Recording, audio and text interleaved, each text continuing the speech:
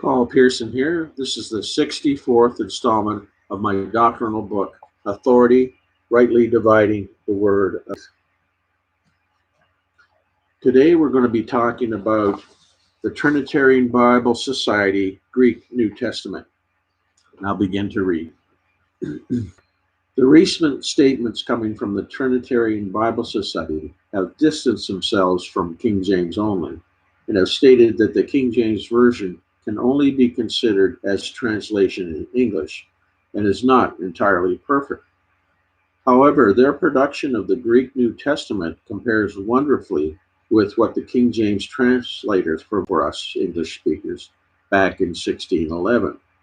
Those who have a firm grasp of the modern Greek language of today can successfully use this Koine Greek of the New Testament and its proper pronunciation to witness to Greek-speaking people.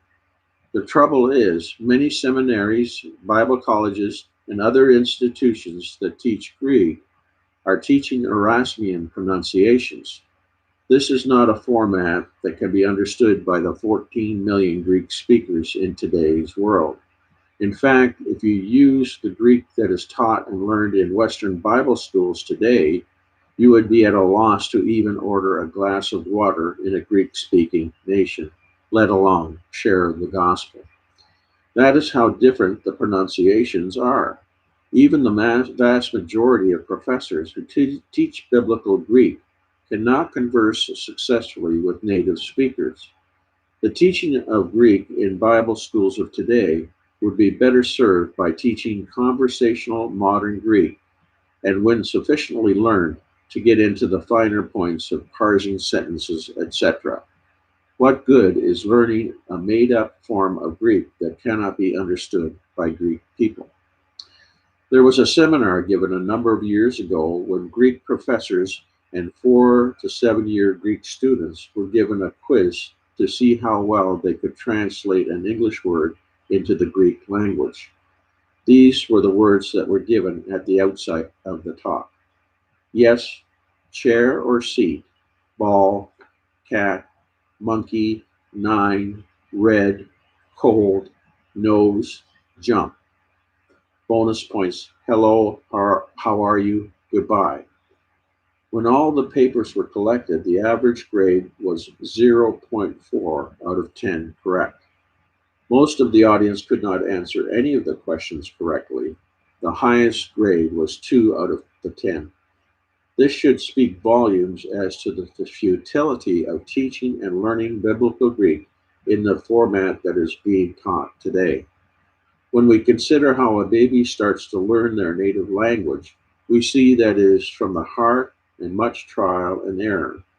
And then when one becomes sufficiently adept at conversing in the language, they are encouraged to learn the finer aspects of sentence structure. This way of learning a language would be much more interesting, rewarding, and useful. The Greek language is a living language spoken by many people in the world today, and it has been proven that when the Trinitarian Bible Society Greek New Testament text is used and pronounced properly, Greek speakers have no trouble comprehending what is being communicated. It is not some mystical language, as is now being taught, that has so much more meaning than the words found in the English of the King James Bible. Greek professors are giving that impression as they teach their classes, and very often correct the English with made up explanations of how much richer biblical Greek is. Just one example of many that could be given is the statement of Jesus from the cross: "It is finished." Whole sermons have been given on how much more meaning the Greek rendering of this phrase has packed into it. They would say tetelestai conveys so much more, like a famous painter putting the final touches on a masterpiece and exclaiming tetelestai, or someone who has just made the last payment on a huge debt and exclaims tetelestai. The plain English "it is finished" is just as powerful in its finality of something of importance being completed. Context says it all in any language. It is highly misleading to say Greek words are so much the better. This kind of rhetoric may sell a lot of commentaries, Bible Greek dictionaries, and other related materials. However, in all honesty, they do not add anything to what the plain English conveys. The bottom line, Greek is an understandable language spoken by more than 14 million people. Why not teach the modern Greek language to Bible students so they can share what the Greek New Testament is saying?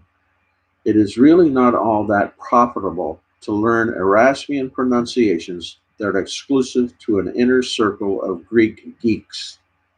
This reminds me of those Star Trek fans who are pretending to speak a fictional language of Cleon that no one can really understand, or the insider terminologies and special language of doctors and lawyers that exclude the common man. At least this last example has a benefit within the ranks of these professionals. However, to learn an exclusive made up Greek dialect that has no practical use in the Greek speaking world is the height of folly. If one is going to spend that much time and money on learning Greek, why not learn conversational modern Greek that, along with the Trinitarian Bible Society Greek New Testament, may be used effectively to bring that one to Christ? Isn't that what we Christians should be about? Doing the first works of soul winning? There is nothing more important and of possible eternal value than communicating the gospel to the lost. And I ended this with yours in Christ, Paul. And I thank you for listening, and we'll see you again the next time, God willing.